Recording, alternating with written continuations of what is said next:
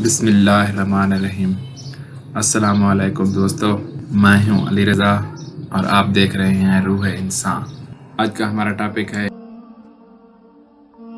ایک دفعہ امام علی علیہ السلام کی خدمت میں ایک شخص آ کے عرض کرنے لگا، یا علی، وہ کون سے کام ہیں جس کو کرنے والا زندگی میں سکون نہیں پاتا؟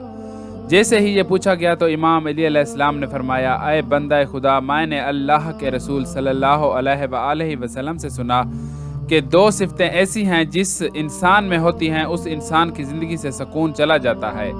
تو اس نے پوچھا، یا علی، کون سے اوصاف؟ تو امام علی علیہ السلام نے فرمایا، پہلی صفت حسد کرنا ہے اور دوسری صفت لالچ۔ اے لوگو، یاد رکھنا، جو انسان اللہ کی مخلوقات سے حسد کرتا ہے، جیسے جیسے وہ حسد کرتا چلا جائے گا ویسے ویسے وہ اپنے ہاتھوں سے ہی اپنی زندگی کے سکون کو ختم کرتا چلا جائے گا، اور جو انسان لالچ کو مقدم رکھتے ہوئے شکر کو چھوڑ دے گا تو لالچ اس کو قبر کے اندھیرے تک مسلسل اس کو بھگاتی رہے گی، اور یوں نہ وہ زندگی میں سکون پائے گا اور نہ ہی آخرت میں۔